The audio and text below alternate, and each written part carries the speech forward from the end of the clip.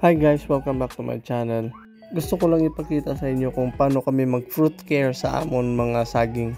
Pagkatapos matanggal na ang puso, ginatanggal na din namon ang mga banana flowers or inan mga color black na ada sa dulo sa saging. Kasi na guys, may buhay din na siya. So daga sup-sup gihapon na siya sa nutrients na nakukuha sa puno niya hali sa duta. So ginatanggal ko dahil na siya para instead na mapakadto sa banana flower ang nutrients na nakukuha niya sa idarom sa anduta, para mapakadto na lang siya sa bunga para mas madali kag mas darag ko ang magiging bunga sa natong saging. 3 days later. After 3 days adin na natong saging guys.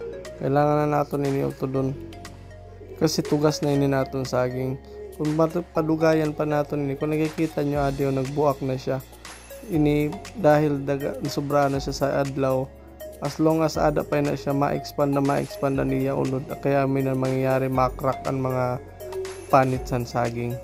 Hinayon talang ini pagutod guys, kay base kung lumigid man lugod ini pababa, hali medyo tagilid pa no tinanaman ko.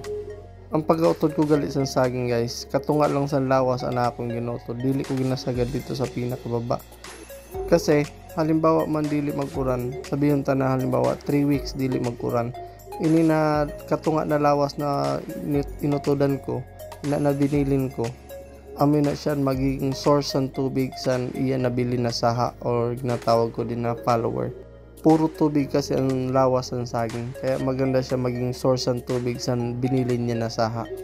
So adi nakuha ko na guys. Kitahon nyo ba kay drag ko unang unod sa ni dahil sa ito na ginahimutan na pag fruit care o itong pagtanggal natin sa mga banana flowers. Irog din sa ni ang varieties ng saging na inutod namon damanghod dito sa likod sa balay namon sa nursery. Amin ang varieties ng saging na paborito ko, kaya amo din ang ginapantanom ko dito sa amon farm. Kita kay darag ko ng bunga guys. Maila ka magkinita sa ni pagdarag ko ng bunga. Dito ko galing naging kuha na varieties ng saging sa Jelan Beach and Pool Resort sa Bilat. Dito sa Bilat sa nihali ang saha niya. Ngayon adi matanom naman ako, maging kuha ako din usad na saha. Itatanom ko para mas magdamo ini siya. Kay bali duway ni na saha para makabuelo ito usad, tinanggalan ko siya sa usad pa na saha para solo na lang siya dida. Yan itatanong ko ini dito sa baba. Ang usad pa na kayusan dito sa farm guys, kay matataba ang luta. Kung makikita nyo, may yumuk-yumuk kag madali lang mabungkal ang luta. Oh.